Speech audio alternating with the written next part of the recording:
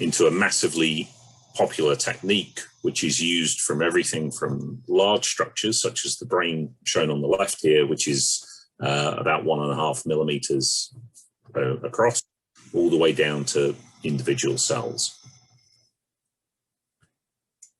The essence of Lightsheet was really to push towards a system that is good for big biological challenges.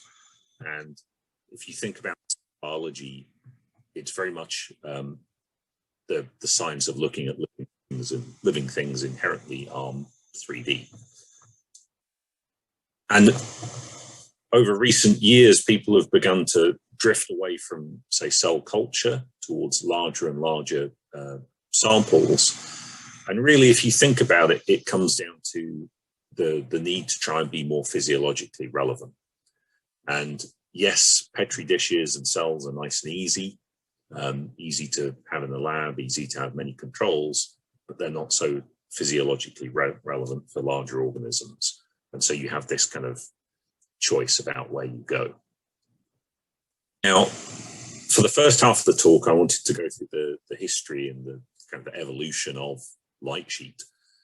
And for that, you have to realize how interlinked Lightsheet is with fluorescence microscopy. And so I'm not going to read out the whole here, but I would refer to Nature, who have a very good milestones of key things that happened in light microscopy. And I did just want to point out a few of those before I tell you the kind of tale of Lightsheet. In the evolution or the invention of fluorescence, there were really three things that came together. So there was a group of researchers who were working on staining of objects.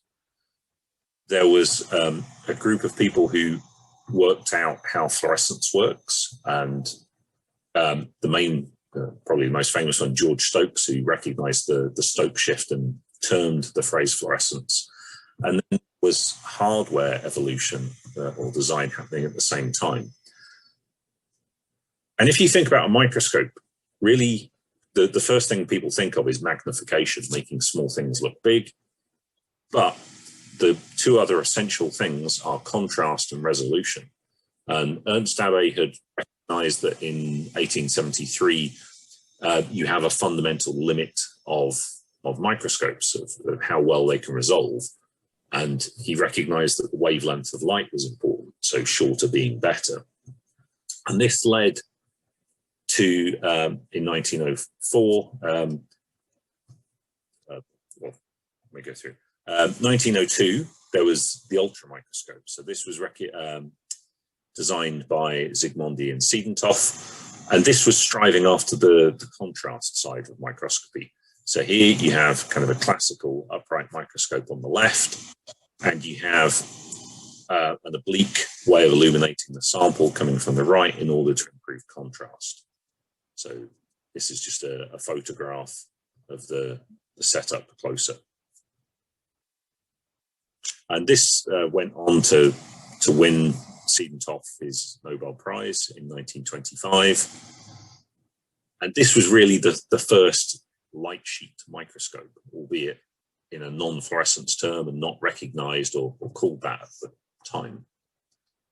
I just include here an image taken from that microscope from his 1926 lecture.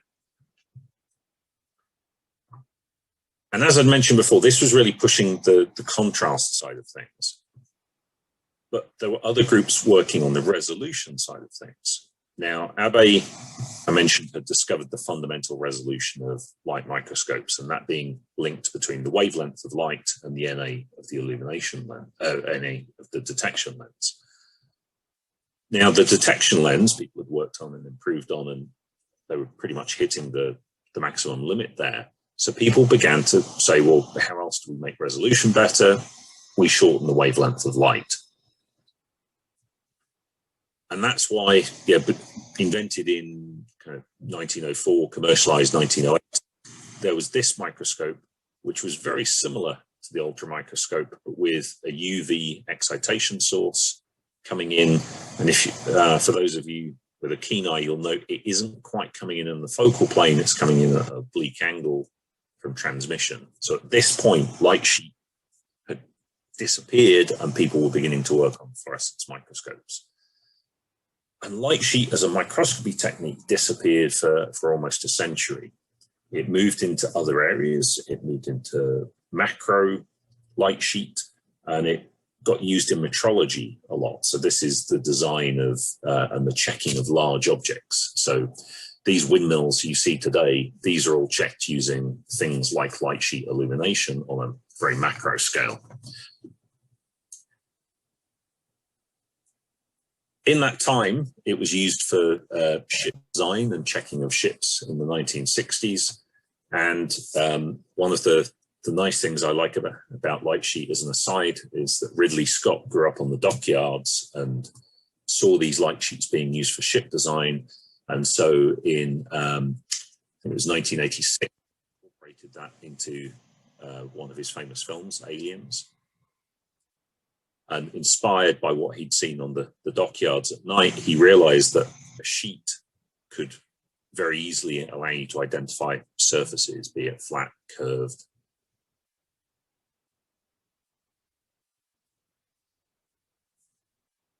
Now, the other thing that's significant about kind of the 80s was that lasers were becoming cheaply available.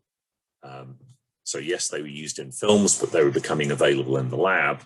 And so in 1993, light sheet returned to the microscopy realm in this not very well-known paper, I would say, from Voy. Now, Voy managed to take light sheet, couple it into some optics, and illuminate a biological specimen again, in his case, guinea pig cochlea. And it was a microscope, it was a light sheet microscope, but unfortunately it wasn't really recognized for the potential it had, and partly because the resolution was quite poor on this, in this implementation. Now, separately to that, Ernst Stelzer at the EMBL was working on something called Theta Microscopy. And this was concentrating on the fact that in high-end, high-resolution microscopy, typically you have a high-NA collection lens, and that fundamentally means you have a small working distance because you have to couple the light in over a certain angle to look at your specimen. As soon as you want to look at a thicker specimen, you need a larger working distance. But in order to shift your working distance from a small working distance to a larger working distance, you have to lower your NA. And by doing that, you lower your resolution. So what Ernst realized was, why don't we decouple the excitation and the emission? And he was looking at this kind of a setup where in a confocal microscope, you would have illumination on one axis and detection from another axis. And it was a nice idea. He demonstrated that you could turn a typical rugby ball stretched PSF into a round PSF because he realized that when you multiply the two PSFs together, you get the result. So in other words, as you see in this cartoon here, the two PSFs, you get the best of results just in the middle. But theta microscopy didn't become a big thing. And the main reason was, firstly, it's really hard to build a theta microscope because you have to have two objects in 3D space co-aligning. And secondly, the main reason to do this is to look at bigger objects where you need that larger working distance. And scanning a single point in a 3D object when you've got thousands or hundreds of Z-planes, it just takes forever, so it's not very quick. So in 2004, one of the PhD students of Skin came up with selective plane illumination microscopy, which was an implementation of light sheet again, still based on this decoupling of the excitation and emission. But instead of scanning a single point, it was back to wide field. So in a way, similar to what was done back in 1904, similar to Voy's work. But why this sparked a renaissance? Well, and an explosion of the light sheet technique and what we know today was really the culmination of a few different features. The first was that lasers had got good, optics had got very good. And so this system allowed the best to come out in terms of resolution. Cameras had become particularly good. EMCCD technology, which allowed cameras to actually go fast but with low noise, had just been commercialized and was being used in the scientific world for the first time in 2004. Computers could keep up, and also he recognized the need for a horizontal design, which I'll talk about in a moment. This was the paper and the group at the EMBL. Now, Jan had recognized that as well as decoupling the optics from a resolution perspective, this was interesting from a light damage perspective. So here, again, we have a kind of cartoon objective at the top. We have a zebrafish, and the green is the plane of focus that we're interested in looking at. In confocal microscopy, you would scan a single pixel and you would scan across. And as you scan the sample, you illuminate not just the plane of focus, but everything above and below that plane of focus. Whereas in light sheet, because you're only illuminating that single plane, you're not illuminating above and below, you're not exposing it to light, and therefore you're friendlier on the sample. And if you think about the thickness of the sample, depending on how thick your sample is, if you need a handful of Z planes, or you need hundreds of Z planes, light sheet gets correspondingly more gentle as you illuminate thicker objects. And you can use that reduction in bleaching or reduction in phototoxicity to image for longer, image for quicker, or multiple angles. Latterly, people are realizing it's not just about photo bleaching. Laser power is also important for photo damage. So just because your sample isn't fading in front of your eyes, it might be beginning to act in a non-typical way. So you want that reduction in laser power as much as possible.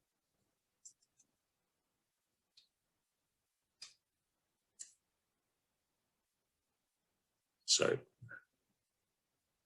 now, one of the ways in which Ernst popularized for looking at light dose was he was saying, well, think about the real world, think about light dose into samples in terms of sunlight and how radiation or applying light to your sample might begin to damage it. Well, I like to think of it in terms of lux as an example. So lux is a not very commonly used unit of light because it measures roughly the intensity of a candle at 1 meter from you. So 1 lux, 1 candle, 1 meter. Imagine being sat in a dim basement. The table on the left gives you a rough idea of lux illumination that you might get exposed to. So right now I'm sat in an office with a few hundred lux surrounding me, maybe a coming in from the window. If I were to go out to the equator on a bright, bright day, I might get 80,000 lux hitting me. If you think about how different illumination systems work, they have greatly different orders of magnitude of lux hitting you. So just to kind of normalizing to 1 lux, an LSM might be applying tens of thousands more light than a light sheet. An airy scan maybe 1,000 or a few thousand times more light, and a spinning disk maybe a few hundred times more light than a light sheet if we normalize everything to 1 lux. However, a light sheet uses roughly daylight illumination. So actually, a light sheet will be applying something like outdoor sunlight levels of light to you. So I'm trying to tell you light sheet's sensitive. It is sensitive, but it's still relatively bright, which makes you realize these other techniques, spinning disk, airy scan, even LSM, use proportionally a lot more light. And so light sheet is the gentlest of these by many orders of magnitude, many thousands of orders of magnitude. Now, I mentioned earlier that one of the strives towards light sheet was resolution in Z. I showed you the Theta microscope from Ernst. If you think about how that applies in an actual light sheet setup, you have your illumination sheet and you have your detection PSF. And which one is the weakest link? Well, it depends on the NA of the detection lens and it depends on the thickness of the light sheet.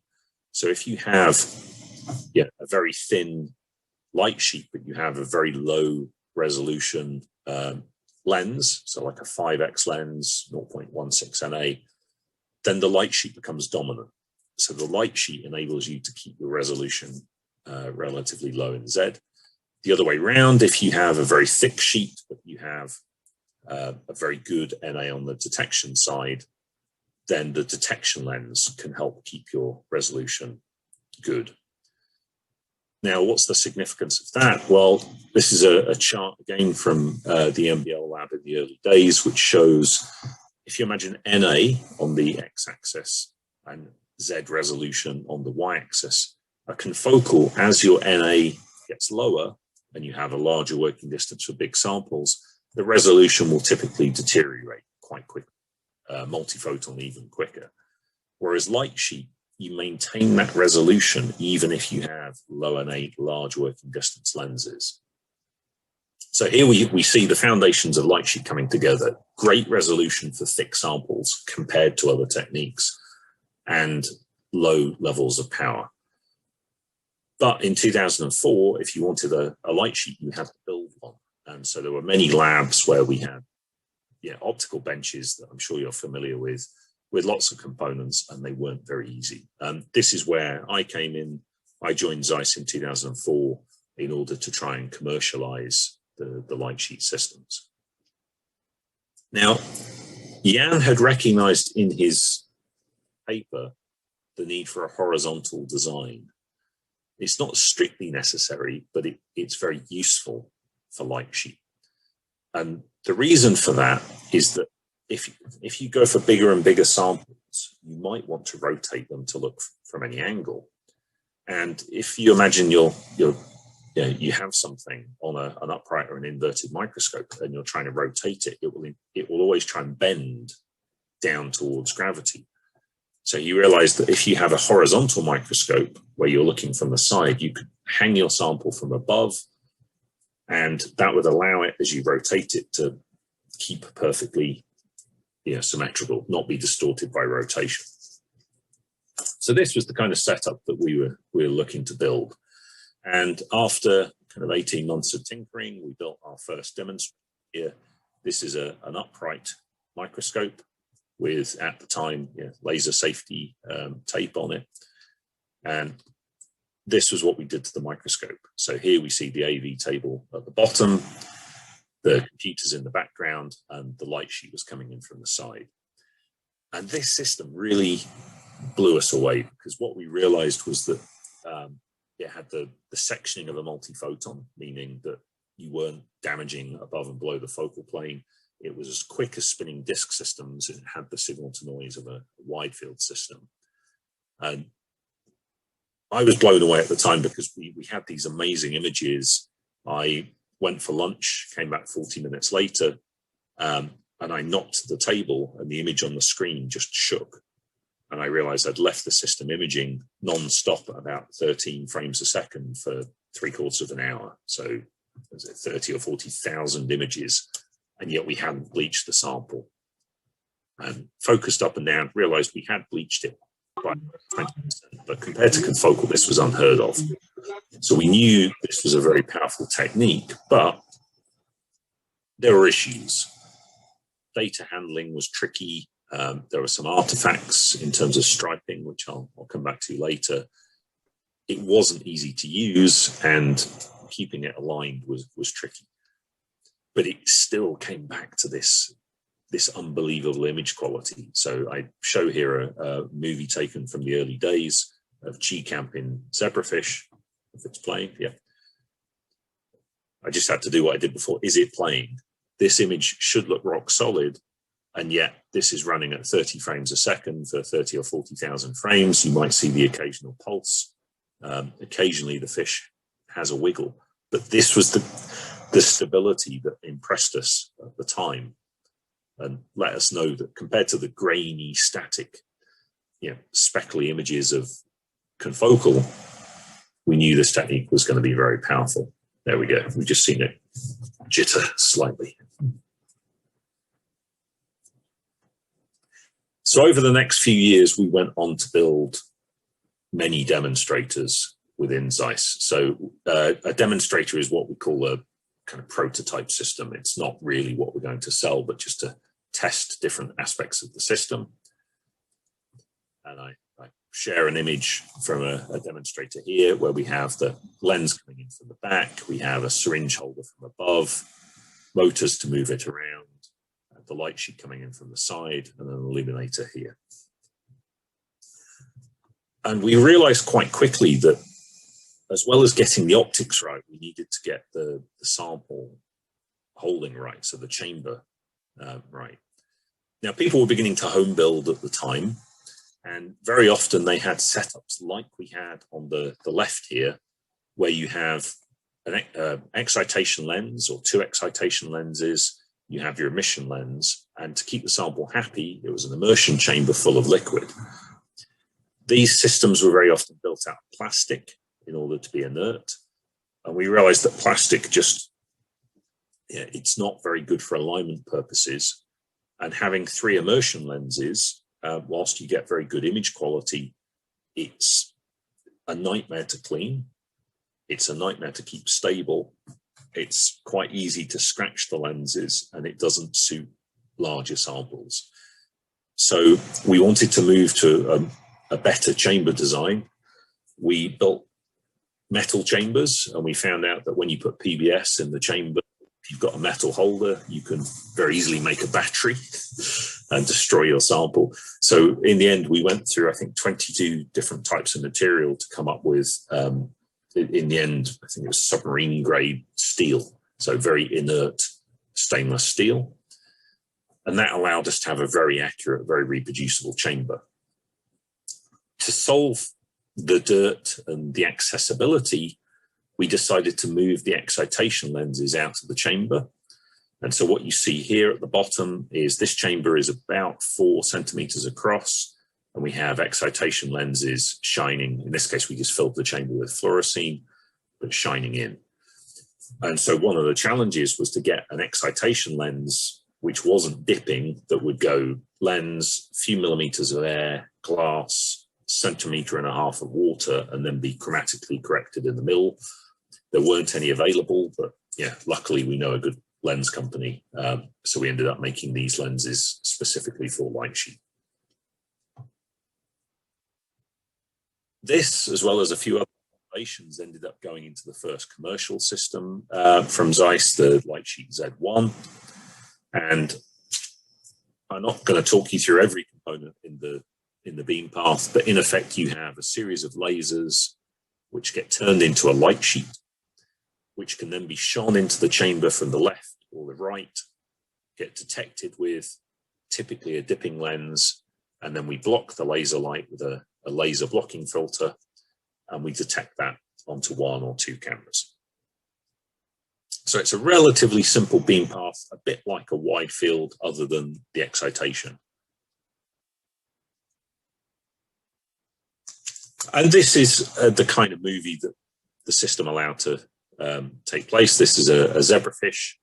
Here you see different colors of fluorescence and different angles as we were able to rotate the sample to look from different views.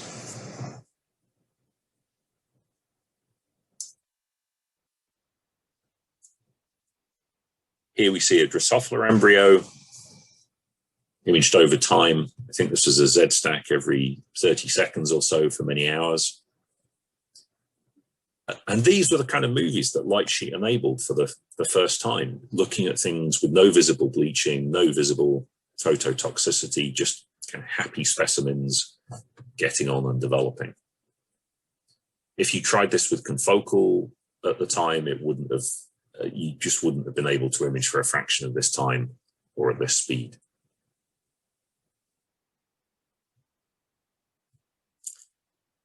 It was also very popular, not just in Drosophila and fish communities. Light sheet found a home in plant development work because plants are also quite large. They like the geotrophic axis because plants grow up and down.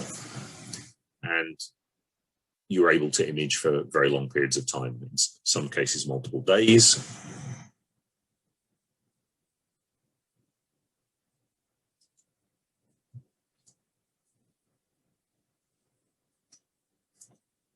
this case, this was, I think, a Arabidopsis root. And these were two movies taken at the same time. So the system is very quick. So here, about a 300 micron Z stack was taken in about 25 seconds. The root was rotated. Another Z stack was taken. The system then shifted up, so further up the root, and another 2 stacks were taken. So all 4 stacks were taken in under 2 minutes. And then the system did nothing for about 3 minutes whilst we shut down the lasers and illuminated the plant with a light from above so that it would grow happily. You see here, this time series is about 12 hours. So all of a sudden, we had a technology which allowed us to look at much larger samples. And people go, well, how do we put things into the chamber? How do we look at things? And really, there are 3 main ways of preparing a sample that evolved. The first was what I would call hanging. This was where you took a chunk of tissue, heart, limb buds, tails, anything particularly large, and you would just glue, stick, somehow attach it to the sample. Very easy things to imagine. We looked at live mosquito by putting super glue on a stick and letting the mosquito land in the super glue in order to keep it stuck. So this is done by some people, particularly in the clearing community, which I'll come back to a little bit later.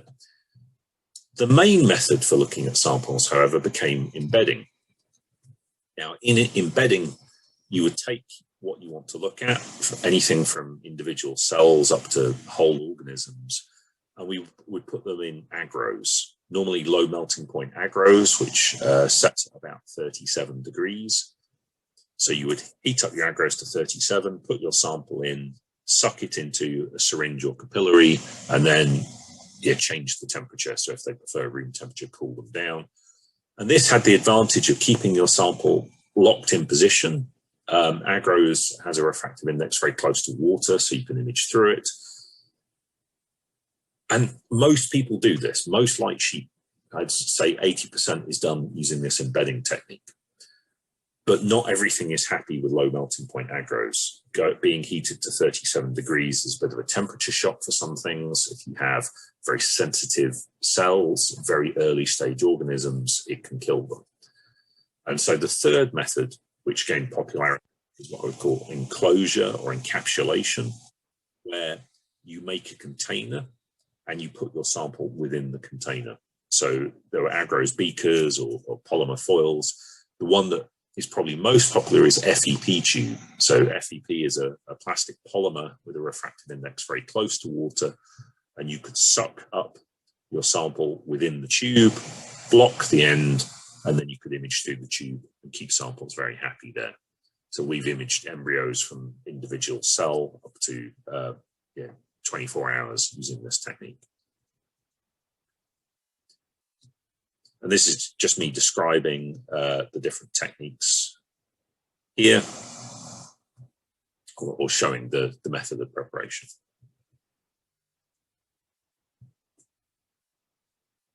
And I mentioned just now the FEP tube.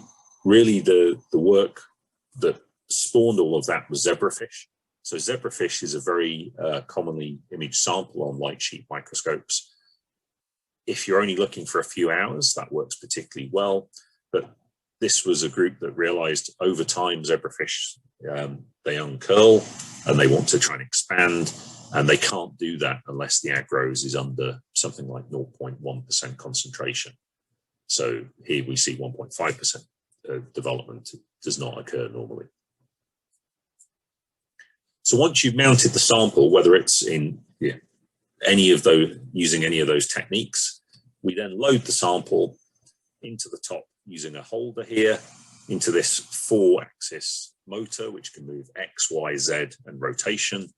And then we lower that into the chamber in order to image. And the chamber is really the essence of the system, because we want to keep the sample as happy as possible. So within that chamber, we have different tubings where we can change the media, we can change the temperature, we can change the CO2, in order to keep the sample perfectly happy. And then if you think about the imaging here, we have our light sheet coming in and being imaged at the back. And since we launched the system, whenever we go to demo, we see things that we wouldn't normally expect being imaged. All kinds of samples which aren't typically imaged on microscopes, because microscopes don't usually have the working distance, the sensitivity or the speed to look at these bigger samples. So to give you an example of an interesting solution, let me show you a couple of ones. This is embryo, where particularly large embryo. Here we just use a capillary with the end cut off in order to affix the sample. We have different 3D printed techniques that people are coming along with. So these are holders for say, large brain samples. And another example of mounting would be here, dry filter paper, a brain slice with a calcium indicator, and just dabbing it on allows it to be affixed. Here we see on the right, it's being loaded in. This is your detection lens and your excitation lenses, and then this is lowered into a chamber and imaged. And on the left, you see here we get rapid calcium imaging, a very large field of view, no bleaching.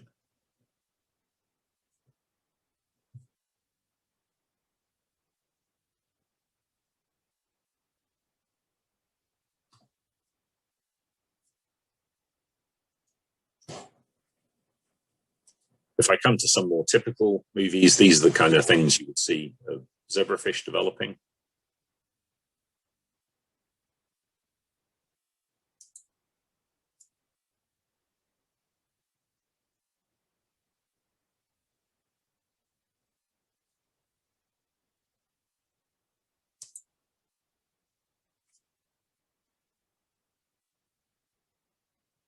Here we see a 2D image. So yes, Lightsheet is very good at 3D imaging, but I mentioned before, it's the reduction in photo bleaching and toxicity also becomes from it being massively parallel. You're illuminating everything at once.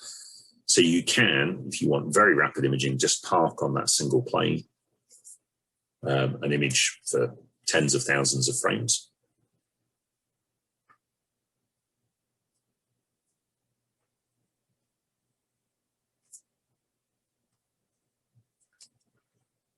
And the resolution is pretty good.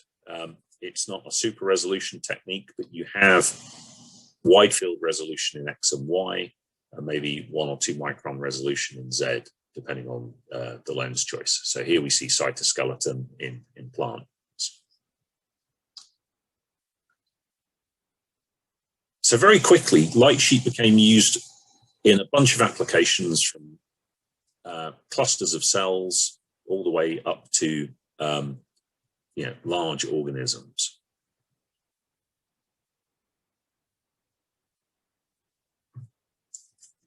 Now, at the time, we'd launched Lightsheet thinking this was a technique that would only be used for live. It was very much. But the problem was, as the samples got bigger and bigger, eventually light may struggle to get through the sample. So we needed to look at how Lightsheet could be improved and how we could think about making that as good as possible. The first thing we did was that we designed a system that scanned the light sheet. So this, if you have a field of view here, we would illuminate a plane across the image, but we would move that up and down. And that allowed us to get a slightly flatter field of view. The other thing we noticed during the early days of testing was that if you have objects which either block light, such as small bones, or with big refractive index shifts, such as nuclei or small lipid pockets, they could distort the beam because the excitation beam is very low NA, and it could lead to striping artifacts. So here you see that on the surface of this sample here. And so in order to avoid that, we began to do pivot scanning. So where we rotate the light sheet about the plane of the light sheet whilst we are scanning. Now that gets around the striping artifacts, but you still have a fundamental limit of depth penetration by how far you can get light in. And so we also began to look at dual side illumination, where in this case you see a scale bar of 100 microns going into a fish. If we illuminate from the left, we get good image quality for a few hundred microns, but then it begins to deteriorate. If we then illuminate from the right side, we get the opposite, get a few hundred microns of the right being good, and then the light doesn't get through.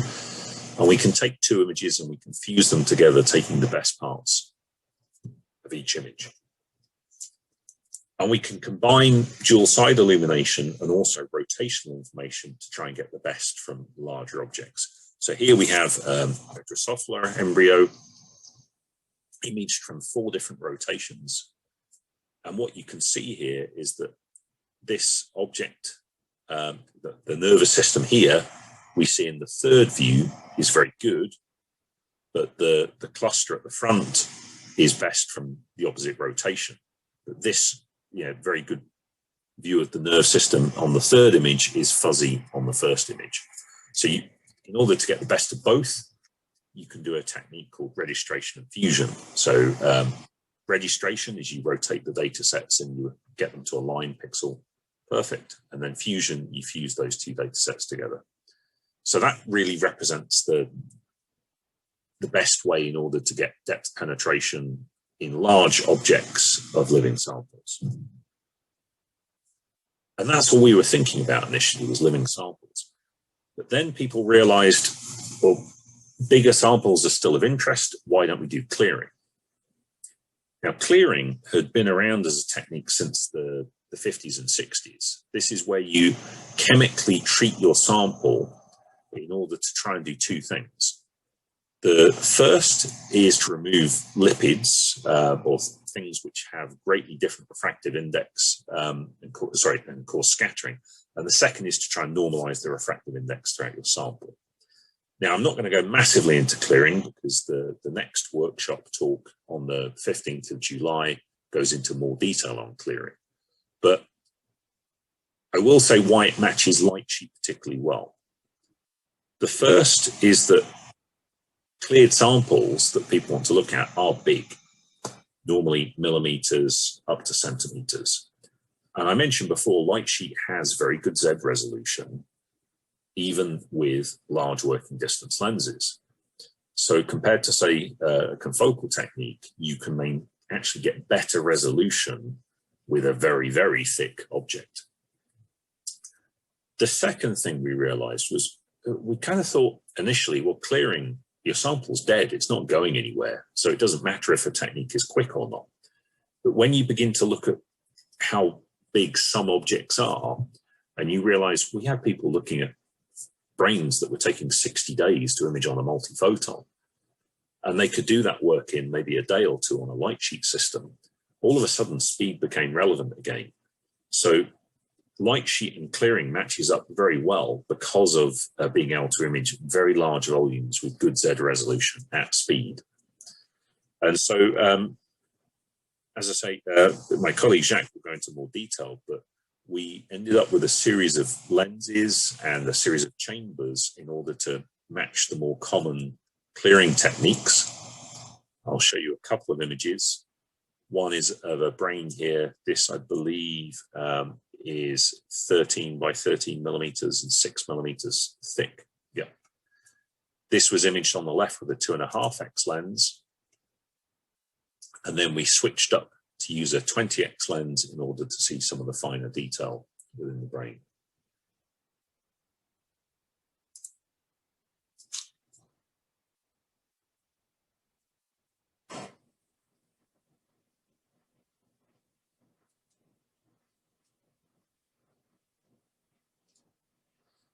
This, of course, works not just in single color, but in multicolor. So here I have an example of mouse trachea, again imaged using relatively magnification on the left, and then switching up to get more detail on the right.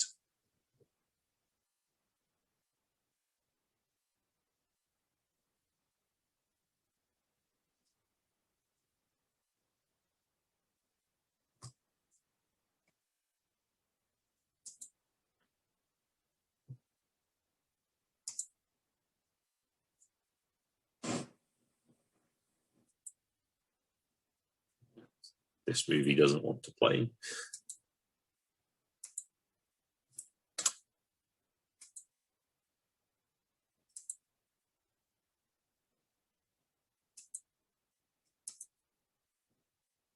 So I shall skip on. Anyway, there's a bunch of clearing techniques. As I said, I'm not going to cover it today because the next webinar will cover why there are so many different techniques and what they're good for. Suffice to say, the light sheet can deal with many of these for different applications. So at this point, we had a light sheet which was great for a huge bunch of different applications, from living samples to dead fixed clearing samples. And with good optics, we could image from kind of micro to macro, and yeah, all areas of biology in some way were covered. But there was a problem. And that problem was the sample preparation, because some people see the sample preparation in light sheet in this horizontal design as being a good thing, and others see it as being a problem. And that comes down to cover slips. So one of the stories I reminisce about the early days was one of the early demos we had. We looked at all the samples that were brought to us in the lab, and someone came to us with HeLa cells. And you know, we put them in the agros, we put them on the sample, and they looked like balls. And this particular person went, well, they don't look like what I'm used to looking at. HeLa cells are meant to look like pancakes. And this spawned the discussion of, well, is that natural? Why do they look like pancakes? Or because they're on glass. And so there was a big discussion about what's real in biology. Are cover slips real? Because most of us as microscopists have spent our entire life working with cover slips. And so there was this debate, is it, you know, are light sheets better because they don't use cover slips? And I think Kurt Anderson, who now runs the Crick, summarized this in a way I like, where he said, look, just because it's not natural doesn't mean it's not useful. So cover slip research is incredibly useful because it allows you to have good controls and have good maintenance, allow you to keep your experimental variables very low. You can do multi-well plate work, you can do many different controls. So in a way, he said that cover slips are not. So I'm going to restart my presentation because I think it's lost the movies. Try this again. Aha, here we go, cover slips. So yeah, just because it's not necessarily how biology is in the real world, it doesn't mean it's not useful. But the light sheet Z1 and the light sheet 7 weren't designed for cover slips. And we wanted something that would work with cover slips. So this is where lattice light sheet begins to come in. So this is a movie taken on a lattice light sheet where, as opposed to the original light sheets, which were for big things, this was for looking at cells and cells on cover slips.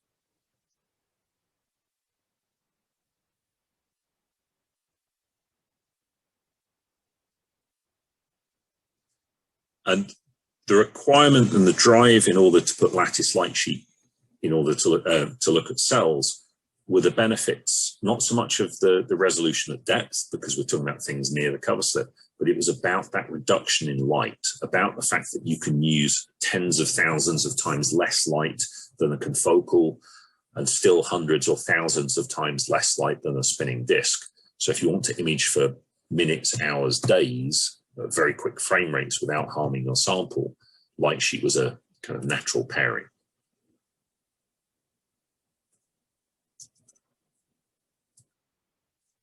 So how do you get the thin light sheet into the system? The original light sheets were based around Gaussian optics. So this is where you have a beam coming in, it's well described, but inherently it's thin in the middle, it's thick at the edge. And you can try and get it thinner in the middle, but that means it's thicker at the edge and it still doesn't get super thin. People then discovered Bessel beams. So a Bessel beam is a way of creating a beam which is thinner than a Gaussian beam, albeit with side lobes, so ringing here. And my colleague found this interesting thing. So Gauss and Bessel did correspond with each other back in the 1800s, but albeit on astronomy. Anyway, Eric Betzig realized that you could make a light sheet by using a series of Bessel beams. Now, that would allow you to create a light sheet which was much thinner than a Gaussian sheet. But the problem with the Bessel beams is that they have these side lobes. And what Eric realized was if you didn't just use one Bessel beam, but you used a series of Bessel beams, as you brought them closer towards each other, the light would begin to interfere and you would get constructive and destructive interference. If you did that, but you perfectly spaced the beams near to each other, you would be able to get destructive interference so that you just ended up with the series of beams within the sheet. And this was the key to lattice. So what you see at the top here is a series of Bessel beams in a row, and they were able to reduce those side lobes to the point where they were invisible. And if you then dither the sheet, so you take your series of Gaussian beams, series of Bessel beams, and you shift them left and right, you can get what we call a dithered sheet, so a very thin light sheet. Much thinner than a Gaussian sheet, which is what you want if you're trying to do cellular resolution. Now, there are different variants of that. So what I show at the bottom is a sheet where you have this destructive interference without side lobes. It is possible for you to get an even thinner sheet, but risking side lobes, which you would then have to deconvolve out. And so in our implementation at Zeiss, we offer both of these, and you can choose whether you deconvolve out the side lobes or just go for an easier, slightly thicker sheet. Now, because this is no longer a horizontal microscope, when we're looking with the cover slip here, you have to think about how the light is going into the sample. In our case, we're going to put it in at an angle from the cover slip. So you take an image which is not what you'd normally expect. It's a tilted image to the sample. And in order to scan the sample, we move the stage. So we have our light sheet and we move your sample through the stage. And we then have to shift, or what we call voxel resample, in order to go from the first image to the left image. And it sounds like a lot of work, but it's worth it because of the signal to noise advantage. So this is showing, compared to a spinning disk, we can image for much longer without bleaching. Now, Eric had realized the potential of lattice, but his initial design and a lot of the designs used in the lab from the home building generation come from above. And the reason being, you have your cells on the cover slip and you come from above to image, because imaging through a tilted cover slip is hard. Cover slips are designed to be imaged at the normal, not through an angle. But these systems weren't very usable, and we wanted this technique to be applicable to the masses. So we took Eric's design, and over the course of 7 or 8 years, we tried to make it as usable as possible by designing it to come from below, designing the light sheet to come from below. So how do we get all of the optics he had from below into a box like this? The first thing we had to do was to shrink the optics. So here, this was just showing some of the optics design going from an original design that's 30 centimeters long down to what we call the meniscus lens, which now sits under the sample.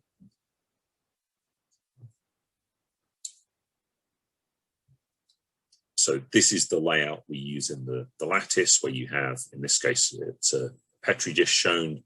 We have the meniscus lens to couple to the cover. We have our excitation and our detection lens here.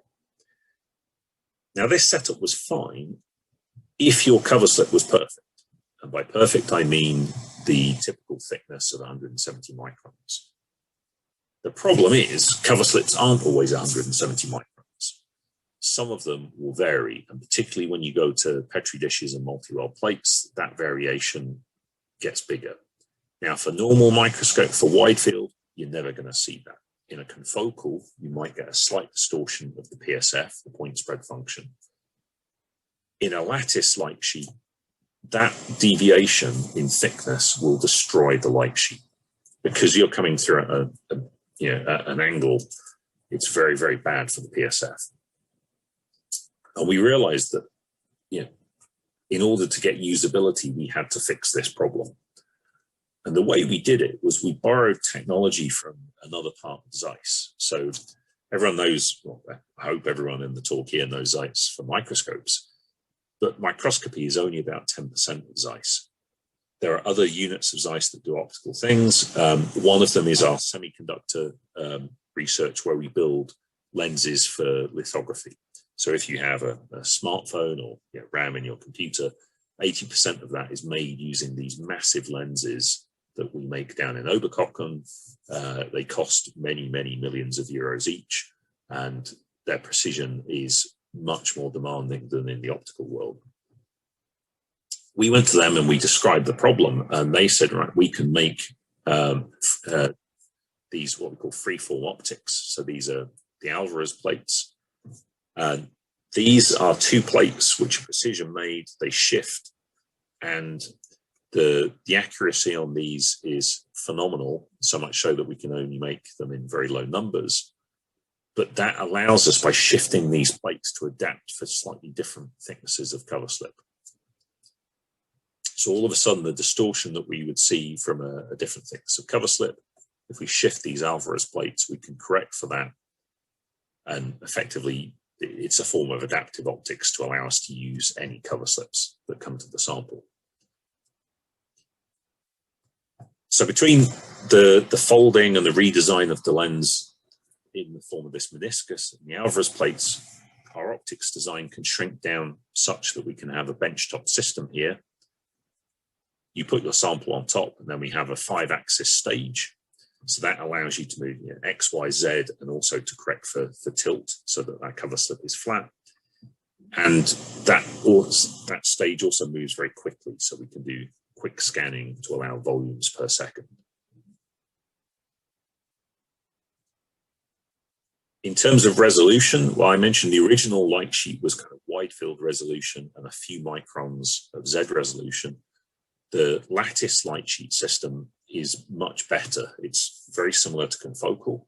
Here you see we've got resolutions quoted without deconvolution, with deconvolution.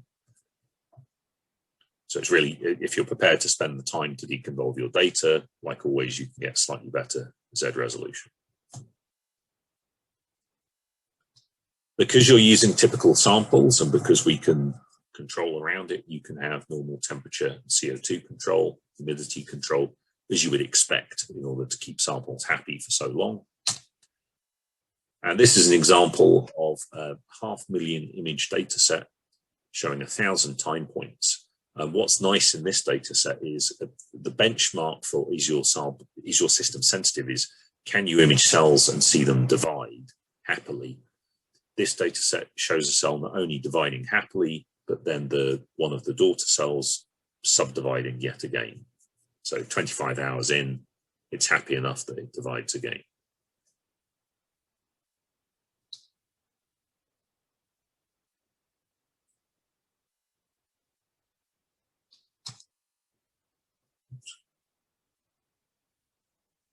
This is another example of a cell over an hour, but taking a volume every 2.5 seconds.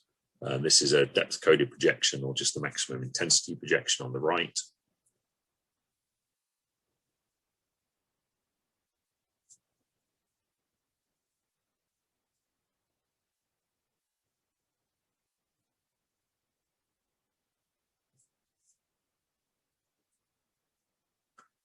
Now, at the moment, the first couple of images I've shown from the lattice light sheet are cellular-based because it is better at thinner samples.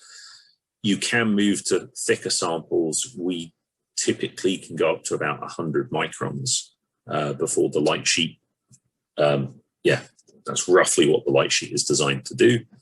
So you can look at thicker samples. So in this case, this is a depth-coded projection of a C. elegans. In this case, over a 25 micron stack, 30 micron stack. over 1,000 time points again.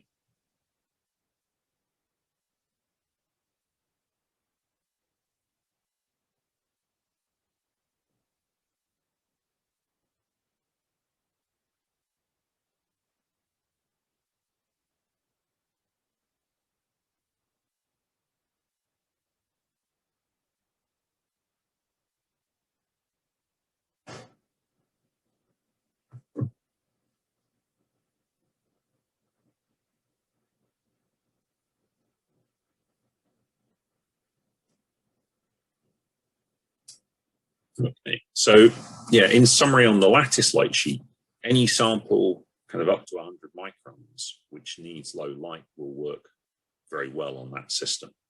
So if you think bacteria or yeast, embryos, many, many different samples.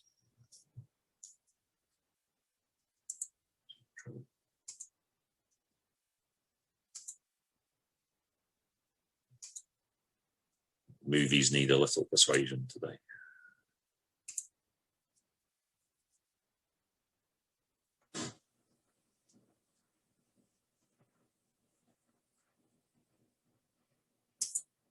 So I think I'm just going to show one of the last images. One of my favorite ones is these COS7 cells with life actor GFP. And this was a 9-hour data set, but with a stack every 10 seconds, so over 1 million images.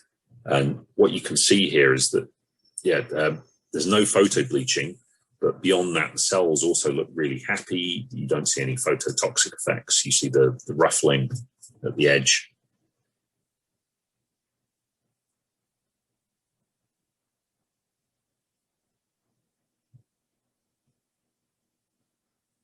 So I think this is one of the first images taken on one of the demonstrator systems.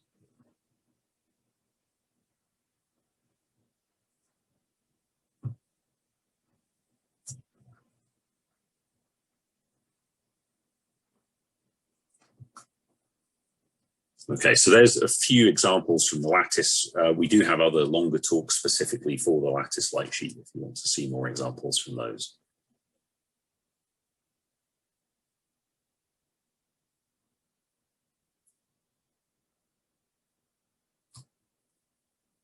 So in the essence of time, actually.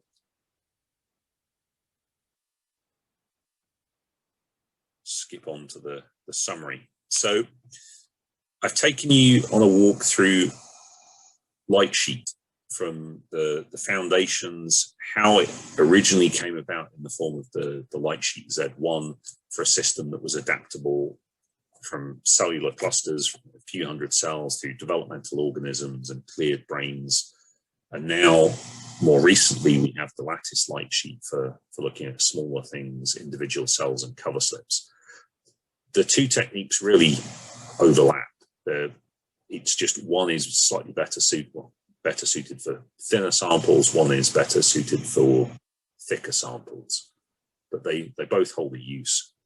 And really, if you think about how you get the light in light sheet, there is no gentler way. So whether you want thin samples or thick samples, if what matters to you is sensitivity over time, light sheet is the method of choice above all others. On that, I'm going to finish and open up for the Q&A. Do we have any questions?